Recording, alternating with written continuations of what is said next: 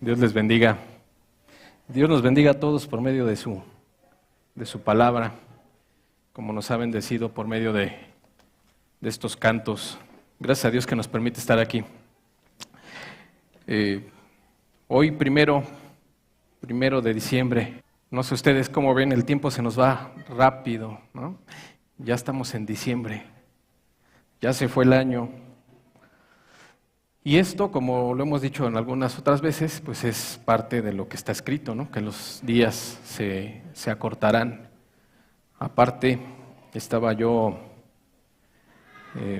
platicando con un joven en la semana y el joven me decía que estaba pues consternado por la noticia que él había leído. Ya me platicó de la noticia, la verdad yo no la había leído, pero decía que en el Capitolio, en Estados Unidos, se habían presentado 4 exmilitares de alto rango, no cualquiera, y que habían declarado, bajo protesta de decir verdad, jurando sobre la Biblia, de precisamente eso, decir verdad, y entonces hablaban y daban testimonio de que habían ellos visto objetos voladores no identificados, ovnis, pero que ellos, pues andando en sus aviones, pues daban testimonio de que sí eran identificables, o sea, eran naves, y ellos decían que dentro de las naves veían pues entes biológicos, o sea, no podían decir que eran humanos, sino que era algo que tenía vida, ¿no? Entonces esa noticia le movió mucho a este joven, de tal manera que lo llevó a reconsiderar su relación con Dios, ¿no? Entonces, esto mismo pasó hace algún tiempo, no recuerdo cuánto, quizás 1 año, 2 años, no sé si ustedes lo recuerdan, también aquí en el Congreso de México, un personaje muy conocido en estas cuestiones de los ovnis, se presentó en el Congreso de aquí de México y de hecho llevó un cadáver de un ser no humano y lo presentó ahí delante de todos los diputados y senadores. No sé si escucharon o vieron la noticia. Pero bueno, ¿a qué viene todo esto? A que pues los tiempos se están cumpliendo. El tiempo se está yendo rápido. Las manifestaciones del diablo son cada vez más palpables, porque nosotros en nuestro contexto cristiano, pues entendemos que no son ovnis, no son algo desconocido para el hombre, sino que son demonios que están manifestándose, porque todo ya se está preparando para la venida de nuestro Señor Jesucristo, ¿no? Entonces, de alguna manera el hombre va a justificar el arrebato de la iglesia, ¿no? De alguna manera. Y muchos creen que la manera más fácil de justificarlo es, pues vinieron los ovnis y se llevaron a la iglesia, o se llevaron a una parte de la humanidad, ¿no?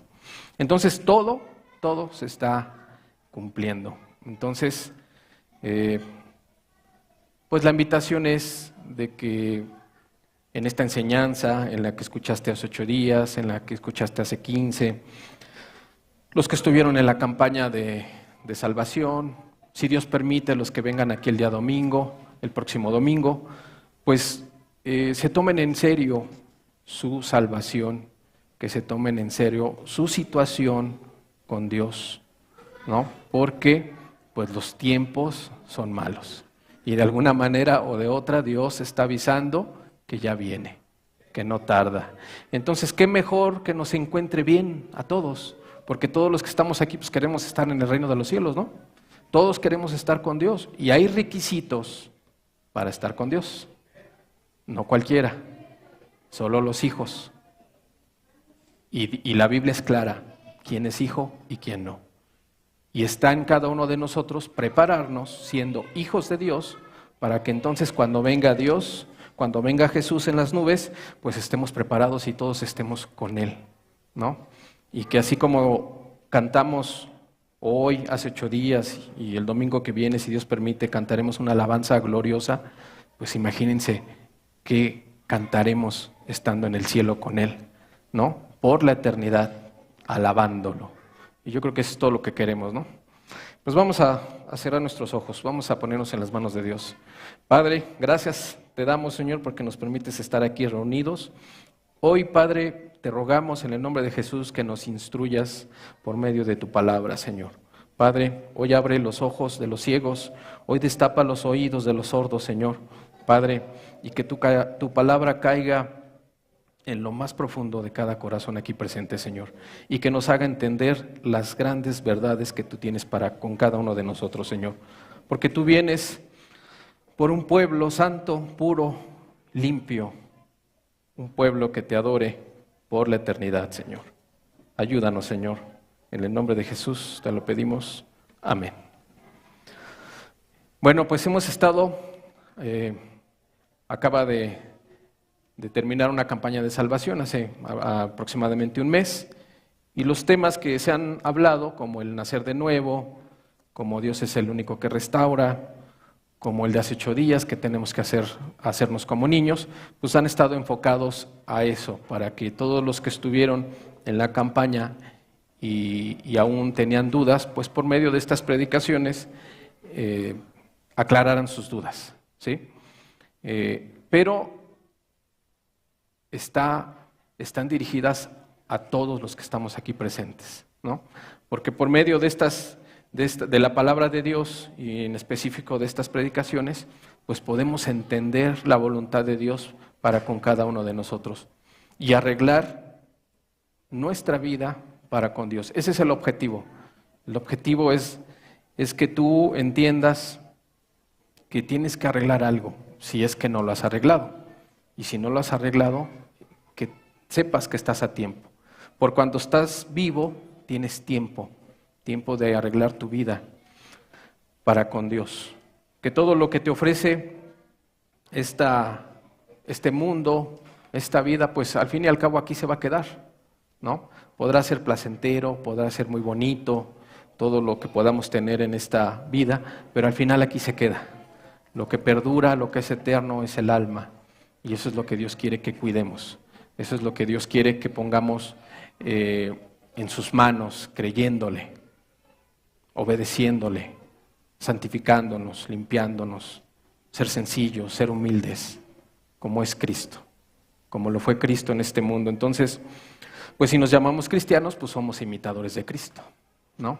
Entonces, hoy vamos a hablar, con la ayuda de Dios, de un tema que es fruto de una verdadera conversión, ¿sí? Hoy vamos a hablar de la restitución. El tema de hoy se llama los beneficios de la restitución. El objetivo, ¿cuál es?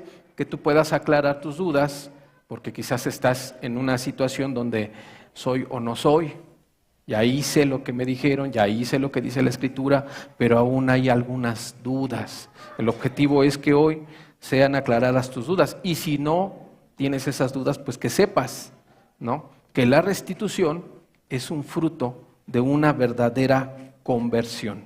¿Por qué? Porque restituir sin Dios es difícil, muy difícil, ¿no? ¿Qué significa? En la Biblia el significado de la palabra restituir es restablecer o poner algo en el estado que antes tenía. En el original hebreo, la palabra restituir es shalom, que literalmente significa estar en paz con Dios. Restituir entonces es estar en paz con Dios. ¿Cuándo se restituye? Cuando hay una verdadera conversión, y entonces el Espíritu Santo te empieza a inquietar, te empieza a incomodar y te recuerda que tú hiciste daño a alguien en algún momento de tu vida, ¿sí? Sea la edad que tengas. Yo lo he comentado varias veces, a mí me recordó, por ejemplo, un pecado que yo tenía desde chiquito, 8 o 10 años. Yo tuve que restituir con mi mamá porque yo le había robado a mi mamá a esa edad. Yo ni me acordaba, pero Dios en su misericordia nos viene y nos recuerda que tenemos que ponernos a cuentas, que tenemos que pedir perdón, que tenemos que restituir para volver al estado en el cual estábamos, en paz, primeramente con la persona a la cual vamos a restituir y con Dios, por consecuencia, con Dios. Entonces, la restitución es un concepto bíblico y hay pasajes, tanto en el Antiguo Testamento como en el Nuevo Testamento, que nos revelan la mente de Dios conforme a este tema. En el Antiguo Testamento, pues los israelitas estaban bajo la ley y en la ley les fue dejada cómo restituir, ¿sí? Entonces, vamos a ver algunos ejemplos. Por favor, si me acompañan al libro de Éxodo, vamos al Éxodo capítulo 22, vamos a leer el versículo 1. Éxodo 22, versículo 1 dice: Cuando alguno hurtare buey u oveja y lo degollare o vendiere, por aquel buey pagará 5 bueyes y por aquella oveja 4 ovejas. ¿Sí? Vuelvo a leer. Cuando alguno hurtare buey u oveja y lo degollare o vendiere, por aquel buey pagará 5 bueyes y por aquella oveja 4 ovejas. Versículo 3. Versículo 3 de ahí mismo de Éxodo 22 dice: Pero si fuere de día, el autor de la muerte será reo de homicidio. El ladrón hará completa restitución. Si no tuviere con qué, será vendido por su hurto. Versículo 4. Si fuera hallado con el hurto en la mano, vivo, sea buey o asno u oveja, pagará el doble. Si alguno hiciere pastar en campo o viña, o metiere su bestia en campo de otro, de lo mejor de su campo y de lo mejor de su viña pagará. Cuando prendiere fuego y al quemar espinos quemare mieses amontonadas o en pie o en campo, el que encendió el fuego pagará lo quemado. Versículo 14, por favor. Pero si alguno hubiere tomado prestada bestia de su prójimo y fuere estropeada o muerta, estando ausente su dueño, deberá pagarla. Entonces a los israelitas, desde el principio se les instruyó con estas leyes que le fueron dadas a Moisés para el pueblo, a que si hicieran algo malo, tenían que restituir. Y la restitución no solo quedaba en pagar lo que se había dañado o robado. Si se robó un buey, Dios lo llevaba a más. No solo pagarás un buey, ahora paga 4. Si robaste y mataste, degollaste a una oveja, no solo tendrás que pagar la oveja, sino que tendrás que pagar ahora otro tanto más. 5 ovejas más, 4 ovejas más. Porque Dios quería instruir al pueblo a no hacer lo malo. Y que si ese pueblo llegaba a hacer lo malo, tenía que restituir. Tenía que volver al estado inicial. Y el estado inicial, antes de robar, era: las personas tenían sus ovejas, tenían sus pertenencias, todas normales. Pero viene el ladrón y la roba. Dejó de estar en un estado normal, porque ahora le faltaba un buey, ahora le faltaba una oveja. Entonces Dios instruye al pueblo y le dice: reponla. Pero no solo eso, ahora tienes que dar un tanto más. ¿Y a dónde apunta? ¿A dónde apunta esto? Apunta a un corazón entendido que hizo daño, que robó, que tomó algo que no era suyo. Y entonces, en muestra de un verdadero arrepentimiento, de la acción, del pecado que tuvo, en muestra de ese arrepentimiento se le daba un tanto más. Es decir, yo te robé 1,000 pesos, pero ¿sabes qué? Yo soy merecedor de ir a la cárcel, porque violé una norma social, una ley, ¿sí? Me he convertido en ladrón, pero yo no quiero ir a la cárcel. Yo estoy arrepentido. Yo entiendo que sustraje algo que no era mío y que fue en contra tuya. Que algo que era tuya yo lo sustraje y lo entendí. ¿Y sabes qué? Aquí está lo que te robé. Pero no solo eso, sino que por favor te pido me perdones. Y mira, en muestra de mi arrepentimiento te doy 3,000 pesos más, 4,000 pesos más. ¿Sí? ¿De qué habla eso? Habla de un corazón arrepentido. Habla de un corazón que entendió el daño que causó. Ahora, estamos hablando de cosas materiales. Y ahorita acabamos de leer cosas materiales. Ahora imagínate cuando se daña un corazón. Cuando dañas a una persona con tus acciones, con tus mentiras, con tus engaños, con tus arrebatos, incluso con los golpes, con las palabras, porque a veces se maltrata y se daña más a una persona con palabras que con golpes. Entonces, ¿cómo dejaremos a ese corazón herido como en su estado inicial? Es difícil, es muy difícil. Imagínate esta hoja, un corazón. ¿Ve cómo está? Está lisita, ¿no? Pero pecaste contra ella, lastimaste este corazón. Mira cómo está. ¿Cómo lo dejamos? Otra vez como estaba. Miren, cómo vuelve a estar lisito.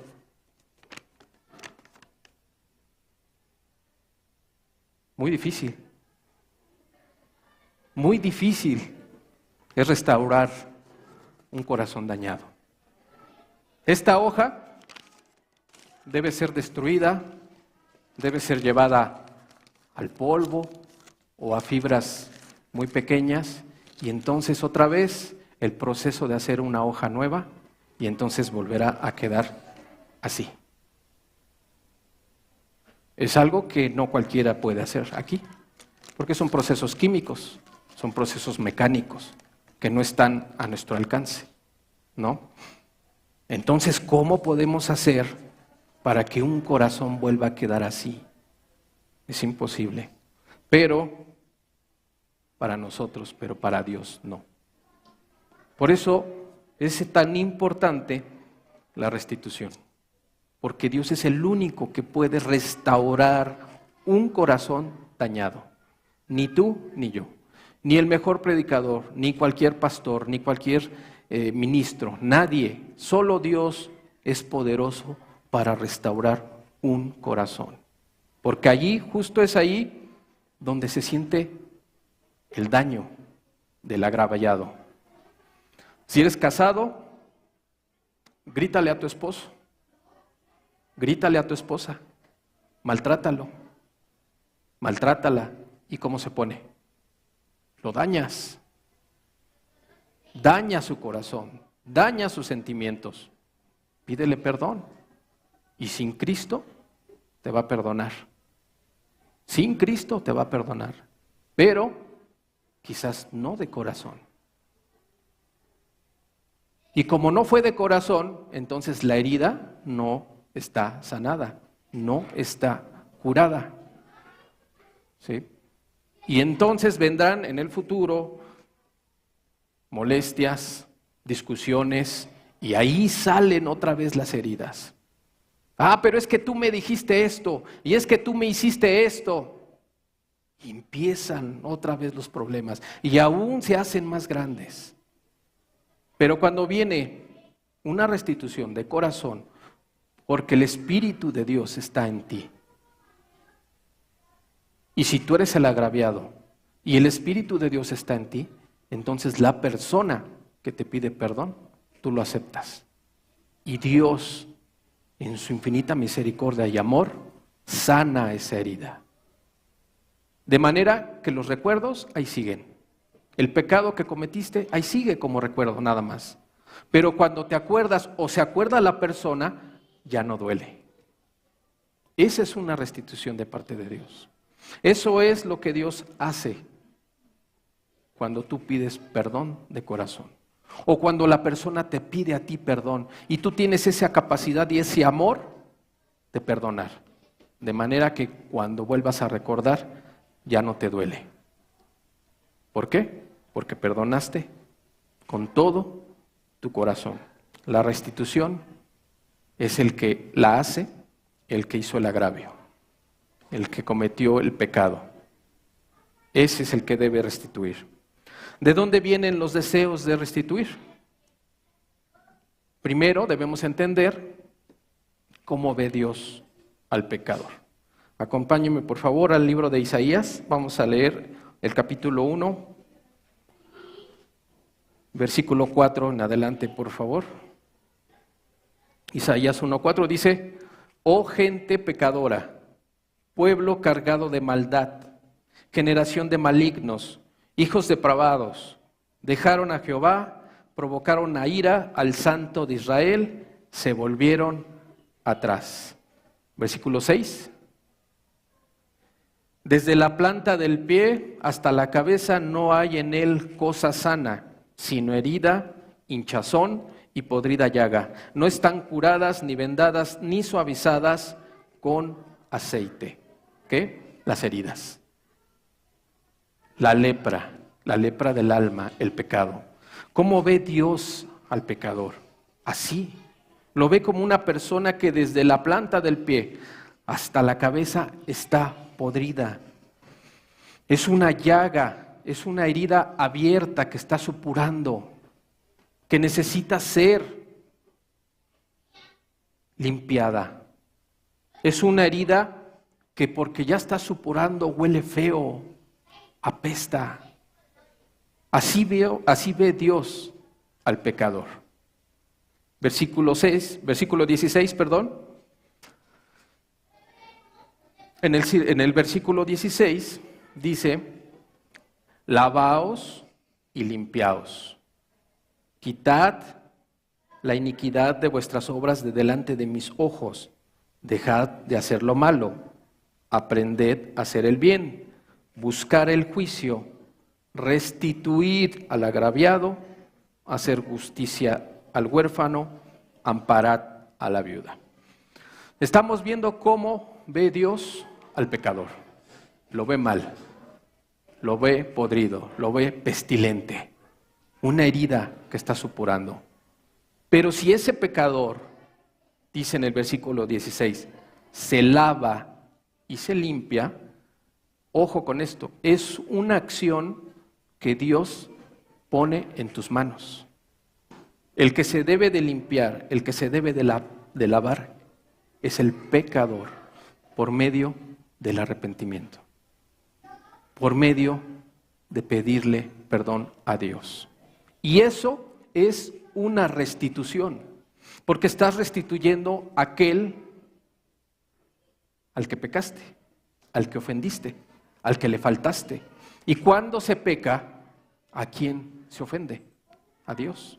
Porque se transgreden, todos sus mandamientos. Porque se transgrede su voluntad, porque se transgrede su ley. Entonces, ¿contra quién se peca? Contra Dios. Entonces, la primera restitución que como pecadores debemos de tener es para con Dios. Porque cuando una persona se arrepiente, es que ha entendido la maldad que hay en él. Cuando una persona se arrepiente es porque ya está harto de la vida lleno de maldad y de pecado en la cual se vive. Y entonces se quiere pasar a un estado de paz ante Dios, a un estado de hijo.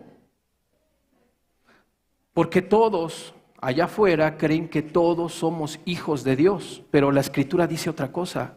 La Escritura dice que hay hijos de Dios e hijos del diablo, porque los que son hijos del diablo la voluntad de su padre hacen, es decir, el pecado. Y los que son hijos de Dios la voluntad de Dios hacen. Viven en santidad, viven en amor, viven en humildad, viven en sencillez. Ya restituyeron con Dios en arrepentimiento. Y su vida ha cambiado. Su vida es otra. Esa es la esencia de la palabra arrepentir. Es tu cambio, es un cambio de vida. Es un cambio de mentalidad. Que si hacías lo malo, ahora entendiste que te tienes que lavar y limpiar. Versículo 16, estamos leyendo. Y luego dice, quita la iniquidad, quita la injusticia, quita el pecado de vuestras obras. El pecado se practica. Tú pecas porque tú quieres, porque nadie está detrás de ti con una pistola diciéndote, miente, fornica, ve pornografía, adultera, emborráchate, habla palabras obscenas. Nadie está con una pistola obligándote a que hagas eso. Entonces, se peca porque se quiere. Y Dios lo sabe. Y por eso apela a tu razón, a tu inteligencia. Y te dice, deja de hacer lo malo. Es decir, que está en tus manos. Está en tus manos dejar de hacer lo malo. Y está en tus manos también dejar de hacer lo malo y empezar a hacer lo bueno. Si tú lo quieres ver así, eso es todo el Evangelio. Deja de hacer lo malo y arrepiéntete y entrégate a Dios y empieza a hacer lo bueno.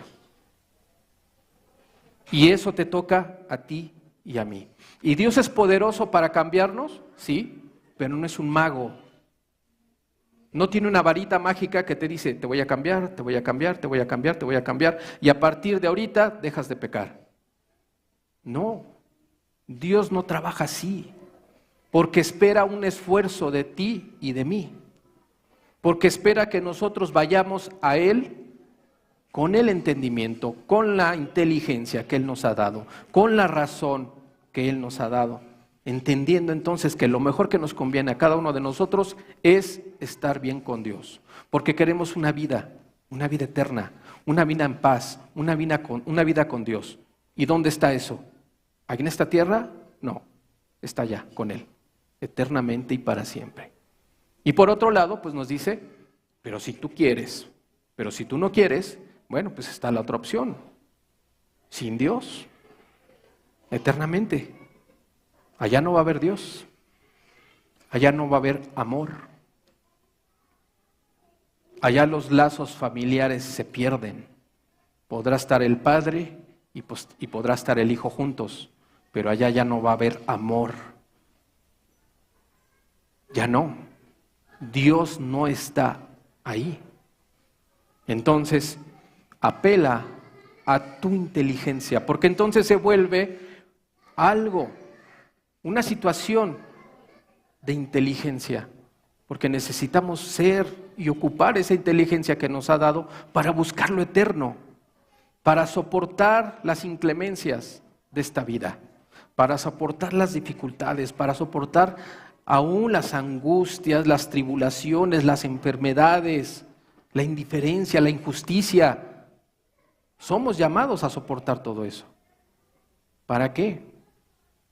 Para prepararnos, para mostrar un carácter cristiano, para que otros vengan a Cristo al ver el amor de Cristo en cada uno de nosotros, para que Cristo se pueda reflejar en cada uno de nosotros y la gente de allá afuera pueda ver, sin haberles predicado, una persona llena del Espíritu, y entonces se le antoje allá afuera a las personas buscar a Dios, porque Dios es el único que da la paz que sobrepasa todo entendimiento. Entonces es algo que nos toca a nosotros. Vuelvo a repetir, versículo 16, lavaos y limpiaos, quitad la iniquidad de vuestras obras de delante de mis ojos, dejad de hacer lo malo, Aprended a hacer el bien. Tenemos que aprender a hacer el bien. ¿Y cómo aprendemos? Las instrucciones están en la Biblia. Congregándonos, escuchando la palabra de Dios. Sí, es importante aprender, pero más que aprender, más importante es ponerlo por obra. Hoy aprendí que la mentira es pecado. Hoy aprendí que hay un mandamiento que dice no mentirás. Hoy aprendí que si yo sigo mintiendo, transgredo la voluntad de Dios. Transgredo un mandamiento. Entonces, ¿qué debo de hacer? Pues no seguir mintiendo. Y entonces me voy a encontrar con situaciones donde Dios me va a probar, a ver si es cierto que soy firme en mi convicción de buscar a Dios. Y entonces me voy a encontrar con situaciones donde voy a estar en una prueba de mentir y no mentir. Y si yo era dado a la mentira, si yo mentía con mucha facilidad, pues qué difícil va a ser. Pero si tú le crees a Dios, tú vas a decir, digo la verdad, me cueste lo que me cueste. Y dices verdad. Entonces aprendiste algo que llevaste a la práctica. Y de eso se trata. De eso justo se trata. Porque ¿de qué nos sirve tanta información en la mente? ¿De qué nos sirve tanta palabra en la Escritura? En nuestra mente. Incluso nos aprendemos versículos, incluso nos aprendemos capítulos, nos aprendemos salmos, pero si no lo practicamos, ¿de qué nos sirve? Si cada 8 días yo entiendo que Dios me está hablando y me voy de aquí sabiendo que Dios me habló y no lo pongo por obra, entonces fue en vano todo lo que Dios te habló, porque al rato se te va a olvidar. En la semana estás en tus quehaceres, estás en tu trabajo, estás en tu escuela y se te olvida. Porque a alguien quiere que se te le olvide y ese se llama diablo y Satanás. Entonces, está en nosotros. Y eso es lo que Dios nos dice.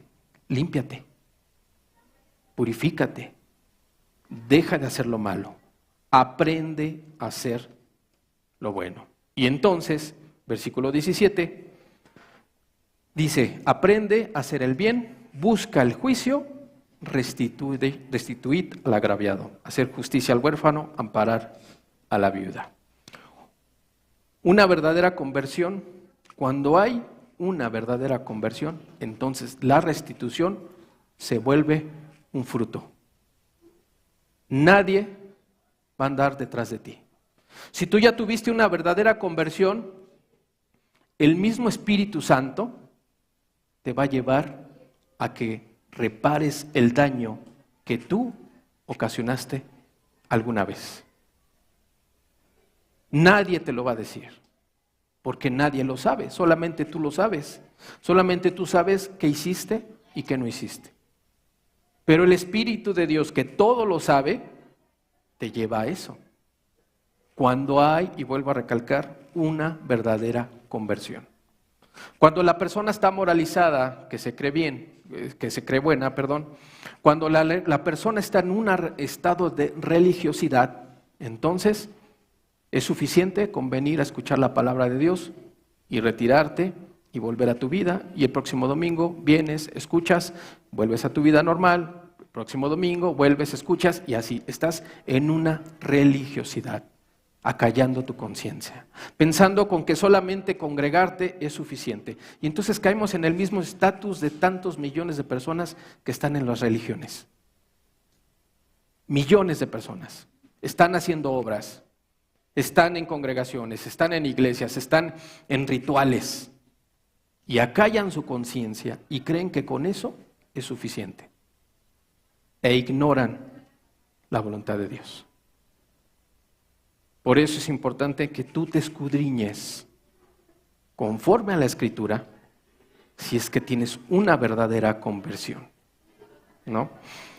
Segunda de Corintios, capítulo 3, versículos 16 y 17. Segunda de Corintios 3, 16 dice, pero cuando se conviertan al Señor, el velo se quitará. Versículo 17, porque el Señor es el Espíritu, y donde está el Espíritu del Señor, allí hay libertad. Vuelvo a leer. Pero cuando se conviertan al Señor, el velo se quitará, porque el Señor es el Espíritu, y donde está el Espíritu del Señor, allí hay libertad. Ese velo podría ser la religiosidad, precisamente. La religiosidad que no te deja ver más allá. Pero cuando viene el Espíritu Santo, cuando tienes un verdadero arrepentimiento, cuando tienes una verdadera convicción de dejar de hacer lo malo y aprender a hacer lo bueno, cuando estás harto de haber pecado, cuando entendiste que ofendiste a Jesús y a Dios, cuando entendiste que Jesús vino a derramar toda su sangre por ti, entonces viene una convicción. Y haces tú solito un compromiso con Dios de cambiar tu vida, de dejar de hacer lo malo, de estar bien, entonces sí, ante los ojos de Dios, y se te quita ese velo. Y entonces te has quitado el velo y eres una persona libre, libre para amar, libre para perdonar, libre para alabar a Dios, libre para levantarte temprano hoy domingo y dejar tu camita bien rica, que estás bien acurrucado, y pararte, vestirte y arreglarte para venir a alabar a Dios, para venir a servir a Dios, para venir a escuchar las verdades de Dios. Dios nos hace libres. Y parte de esa libertad, y en esa libertad también nos es quitado el miedo y el temor, porque restituir no es fácil. Aún con Cristo en nuestros corazones, no es fácil. Hay casos de hermanos que sin Dios en sus trabajos robaron, en sus trabajos maquillaron cifras, en sus trabajos sustrajeron. Pero cuando viene Dios a sus vidas y se vuelven a Cristo y entendieron que robaron y pidieron perdón primero a Dios, entonces viene el Espíritu y les alumbra y les dice: tienes que restituir. Acuérdate que robaste en tu empresa, en donde trabajas. ¿Viene un temor? Sí. ¿Viene un miedo? Sí. Porque imagínate que dices: ¿cómo les voy a decir que soy un ratero? ¿Cómo les voy a decir que robé quizás millones o miles o cientos de miles? O robé pesos quizás. Pero ¿cómo les voy a decir? Me van a meter a la cárcel. O en lo mejor de los casos nada más me corren. Entra un temor. Restituir no es fácil. Pero cuando viene el Espíritu de Dios es el que te da esa libertad y esa fuerza de decir: Señor, pues yo creo en ti y creo en tu justicia y creo que va a pasar lo que tú quieres que pase. Y si yo soy digno, yo soy merecedor de ir a la cárcel. Iré a la cárcel si tú quieres. ¿Y qué crees? Van esos hermanos, confiesan su pecado con sus jefes directos. ¿Y qué creen que ha pasado? Algunos han dicho: está bien, admiro tu honestidad, pero en este trabajo, en esta empresa, ya no puedes trabajar. No me debes, no te debo, adiós. ¿Metió Dios su mano ahí? Claro que sí, lo libró de la cárcel. ¿Hubo un pago? Sí, le costó el trabajo, restituyó. Pero en otros casos han dicho: está bien, igual admiro tu honestidad. ¿Sabes qué? Yo necesito gente como tú. Síguele. ¿Metió su mano Dios ahí? Sí, y le conservó el trabajo. Pero pasó algo en esos dos ejemplos. Le creyeron a Dios. Aparte de creerle, conocían a Dios. Conocían a Dios. ¿Cómo conoces a Dios? Por medio de leer su palabra. Entonces tú entiendes, cuando tú conoces a Dios, cuando lees la palabra de Dios, entiendes que Dios no se goza con el sufrimiento humano, con el sufrimiento del hombre. No se goza, porque entonces sería un Dios cruel que se goza con nuestro sufrimiento. Pero en la Escritura yo no he leído eso. En la Escritura yo he leído que tenemos un Dios de amor, un Dios misericordioso, pero también un Dios justo. Y me va a dar justo lo que yo merezco. Y entonces esa es mi confianza. Y entonces esa se vuelve mi fe. Y entonces Dios me ayuda, me fortalece y voy a restituir. Esperando en Dios. Y cuando Dios responde de maneras que no imaginamos, ¿quién se lleva la gloria? Dios. ¿Y qué es lo que Dios quiere? Que le demos la gloria siempre. Siempre. Entonces, el restituir es un acto para la gloria de Dios. El restituir se convierte en algo que si tenemos un corazón sano, un corazón agradecido, un corazón regenerado, pues confiamos en Dios. Y si tengo que pagar algo, lo pagaré. Y si no tengo con qué pagar, pues Dios me proveerá. Muchas veces esperamos eso, pero Dios nos sorprende con su buen amor y nos sorprende con su bondad, porque nos da más de lo que merecemos. Entonces, el acto de restituir se convierte en una fe y en una esperanza en nuestro Dios.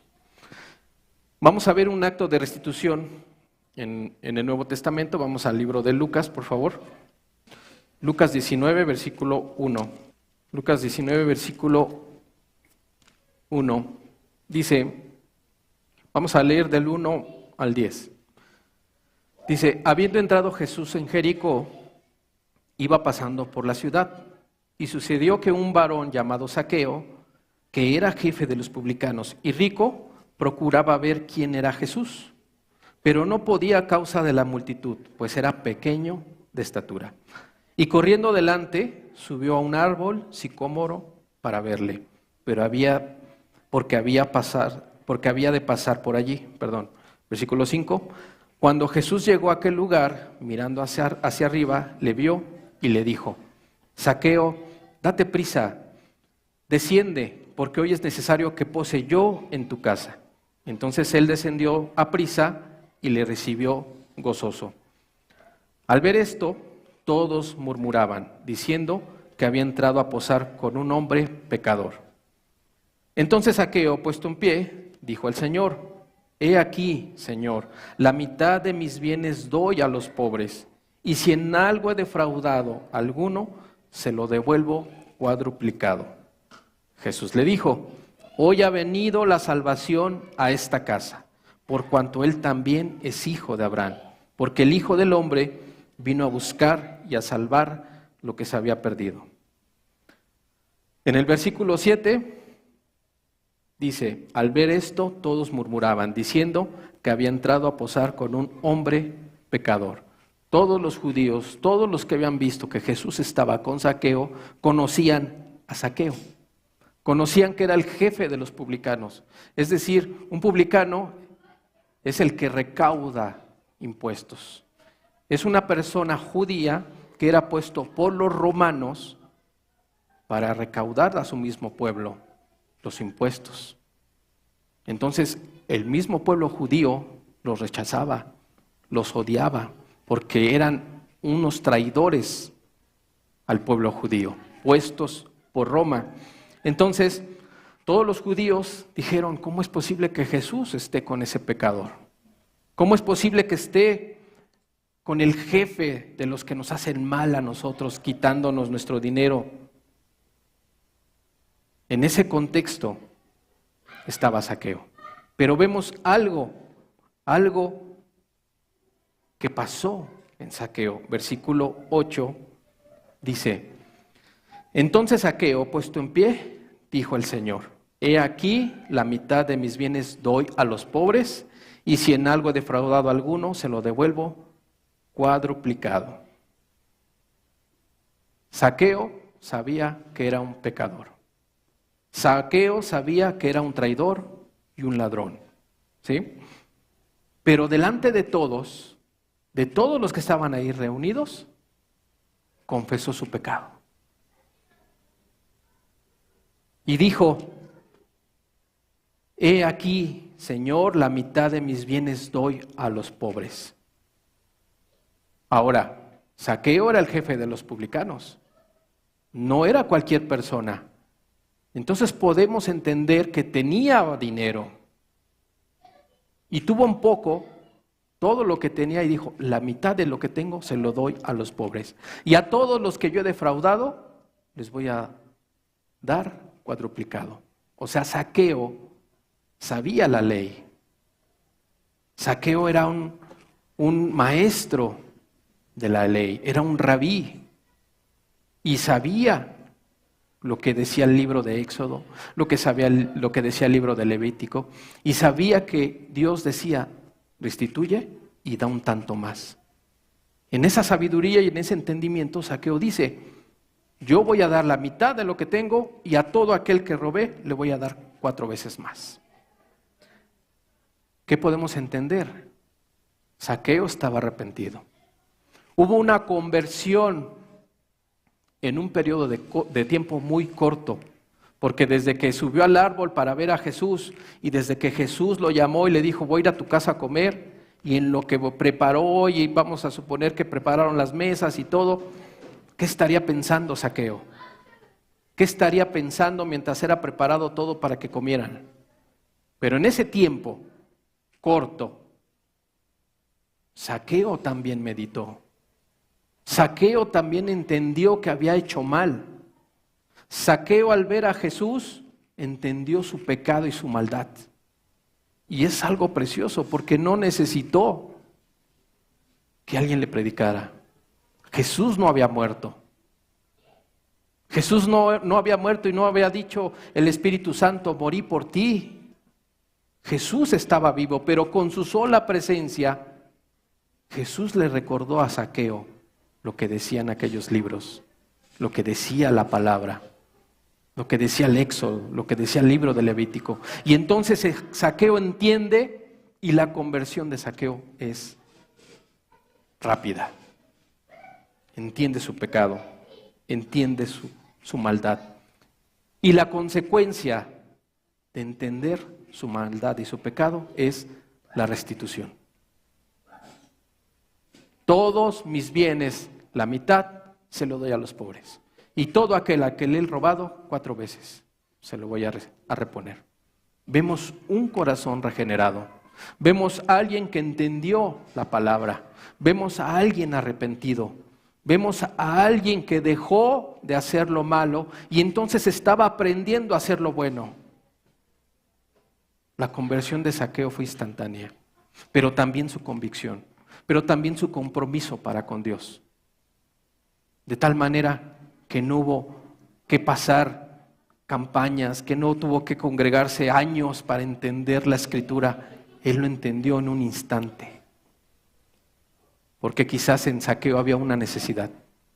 Porque quizás en Zaqueo ya había un hartazgo del pecado y la maldad que vivía. Porque quizás en Zaqueo había una humildad de conocer al Dios vivo, real y verdadero. Y entonces dijo: ya, hasta aquí, hasta aquí. Y vuelvo a repetir, su conversión fue muy rápida. Versículos 9 y 10, habla Jesús y dice: Jesús le dijo: hoy ha venido la salvación a esta casa, por cuanto él también es hijo de Abraham, porque el Hijo del Hombre vino a buscar y a salvar lo que se había perdido. ¿Qué podemos aprender de las palabras ahora de Jesús? Zaqueo fue salvo en ese día. Zaqueo fue perdonado en ese mismo instante. Y la evidencia de su salvación fue, primero, la confesión de sus pecados delante de todos los que estaban presentes. Y después, como fruto de esa conversión, renuncia a sus bienes y dice: te voy a dar más de lo que te robé. ¿Qué es eso? Es una conversión genuina. Y estos pasajes nos sirven para escudriñarnos a nosotros mismos, escudriñarnos conforme a la Escritura y entender si yo estoy verdaderamente convertido, si hay ese sentimiento de restituir. Zaqueo se arrepintió y su sinceridad fue evidente. Fue evidente, todos lo vieron. La intención de restituir fue inmediata. ¿Qué vemos aquí? Vemos un hombre que está arrepentido, pero no solo arrepentido, compungido, triste, dolido por lo que había hecho, por toda la maldad que había practicado. Y entonces él busca cómo reparar ese daño que había hecho. Y eso en sí es la restitución. Reparar el daño que yo he cometido. Zaqueo lo entendió en un instante. Pero no solo eso, lo entendió y lo llevó a los hechos. Lo llevó a la práctica. Un verdadero arrepentimiento conduce a ese deseo. Un verdadero arrepentimiento conduce a corregir las injusticias que hemos hecho hacia los demás, primeramente hacia Dios. Cuando alguien llega a ser un cristiano, cuando alguien verdaderamente tiene una verdadera conversión, entonces esos deseos son naturales, porque no son deseos de tu carne, no son deseos de tu alma ni de tu espíritu, son deseos infundidos por el Espíritu de Dios, para que hagas lo bueno. Fíjate qué importante es la restitución, porque aún como cristianos, aún cuando el Espíritu de Dios mora en nuestros corazones y no hemos restituido, imagínate las personas que les hicimos mal. Imagínate que no hayamos restituido con nuestros familiares, por ejemplo. Y que Dios ya haya hecho la obra en cada uno de nosotros y que les prediquemos. Y que vean un cambio real en nosotros. Pero no les hemos pedido perdón. Imagínate lo que piensan. Imagínate. Está metido todo el día en la congregación, se mete a orar, se mete a leer, pero a mí me hizo mucho daño. Pero a mí no me ha pagado lo que me debe. Pero a mí me lastimó mucho con sus palabras. Entonces nos catalogan como hipócritas. Nos llaman religiosos. Nos llaman aleluyas y muchos adjetivos más. ¿Por qué? Porque no se restituyó. Porque no se pidió perdón de corazón. La palabra de Dios dice que Él nos ha dado un espíritu de poder, de amor y de dominio propio, no de cobardía. Entonces, en ese espíritu de poder, de amor y de dominio propio, confiamos en Él y restituimos, aún veamos que es imposible.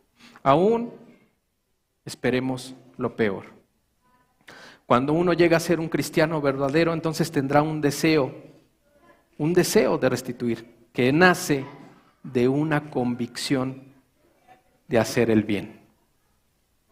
De ahí nace. Y hay que restituir, pues, todo lo que hicimos mal. La restitución es un resultado de nuestra salvación. Vamos a cerrar nuestros ojos. Padre,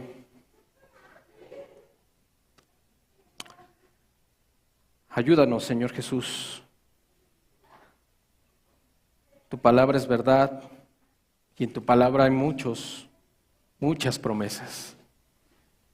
Y una de ellas, Señor, es que cuando te creyéramos, cuando nos convirtiéramos a ti, cuando nos arrepintiéramos de corazón, Señor, tú nos darías un espíritu de poder, de amor y de dominio propio. Señor, la restitución no es fácil, pero en ti confiamos, Señor. Padre, ayúdanos a ser como ese hombre. Ayúdanos a ser como Zaqueo, Señor, que en un momento entendió todo el Evangelio, en un momento, en un instante entendió tu palabra, tus intenciones, tus objetivos, Padre, y eso fue suficiente para que él entendiera que había hecho mal y que debía de restituir, Señor. Padre, a veces ponemos los miedos, los temores sobre ti, sobre tu palabra, y nos es nublada, Señor, nuestra mente. Pero hoy, Señor, ayúdanos a confiar en ti, Señor. Hoy ayúdanos a confiar de manera de que descansemos en tu voluntad y que tengamos ese poder y ese valor de restituir a todo aquel al cual hicimos daño, Señor. Ayúdanos a ser humildes, sencillos de corazón, Señor. Como Zaqueo, yo quiero subir a lo más alto que yo pueda, solo para verte, mirar hacia ti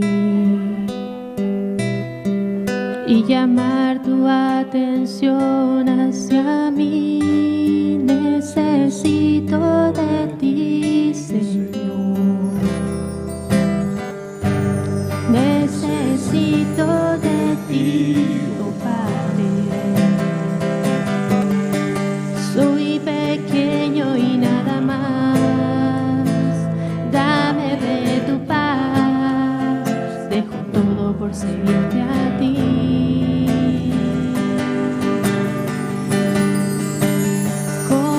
Zaqueo, yo quiero subir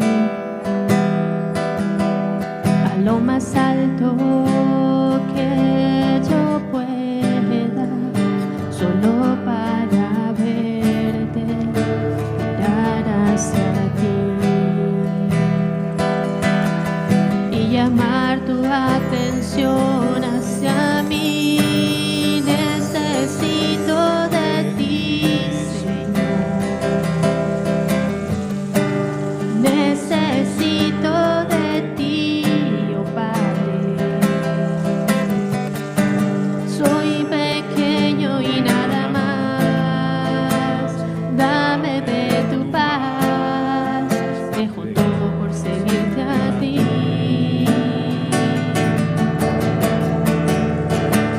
Entra en mi casa, entra en mi vida, estremece mi estructura, sana todas las heridas, caminar en santidad. Quiero amarte solo a ti, en ti encontré mi primer amor, haz un milagro en mí.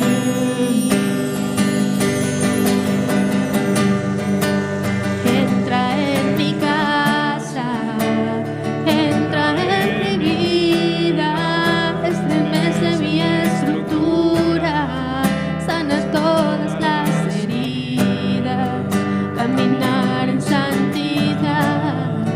Quiero amarte solo a ti, en ti encontré mi primer amor, haz un milagro en mí.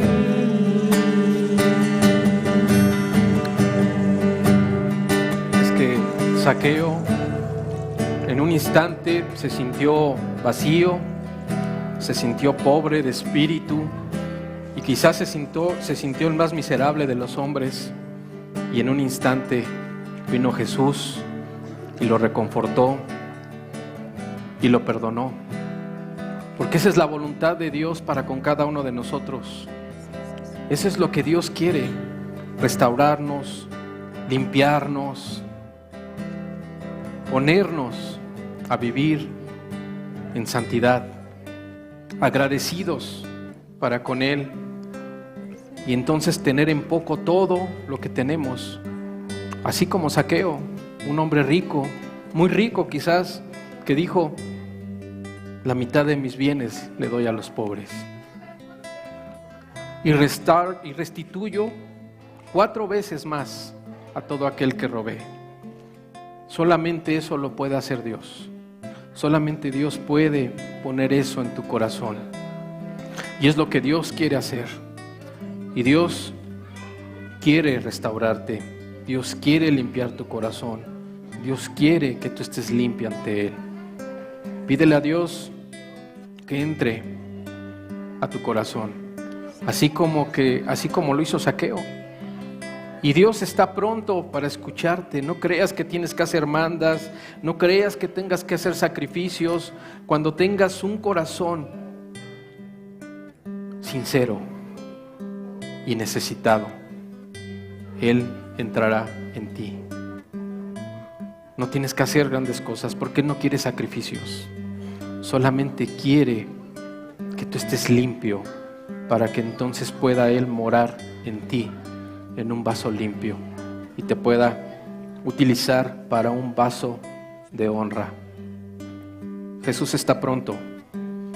Jesús no está lejano, pero quiere que hagas las cosas conforme a su palabra, así como lo hizo Zaqueo.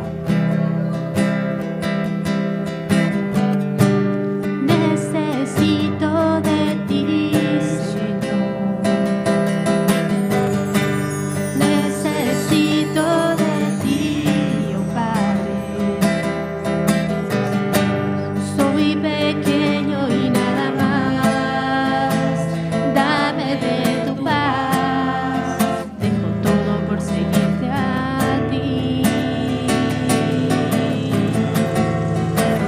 Entra en mi casa, entra en mi vida, estremece mi estructura, sana todas las heridas, caminar en santidad. Quiero amarte solo a ti, en ti encontré mi primer amor. Haz un milagro en mí. Entra en mi casa, entra en mi vida, estremece mi estructura, sana todas las heridas, caminar en santidad. Quiero amarte solo a ti, en ti encontré mi primer amor. Haz un milagro en mí.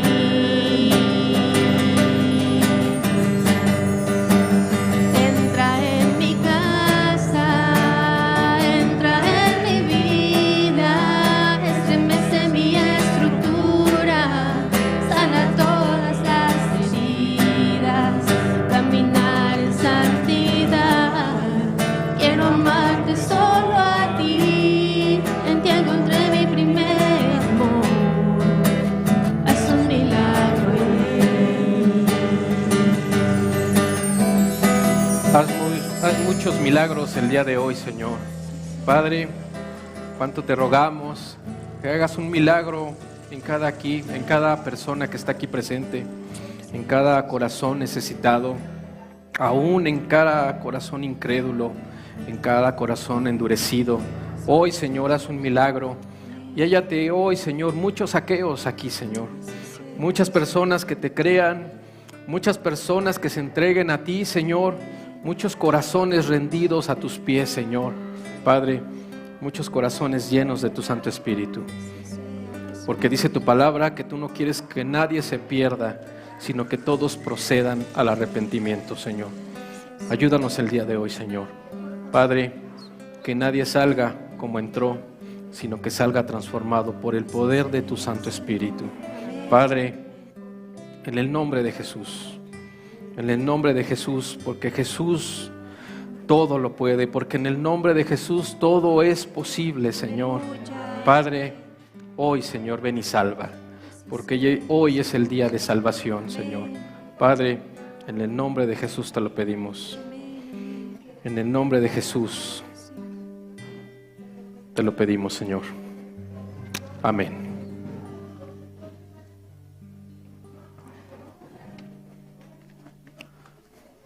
Pues Dios los bendiga a todos.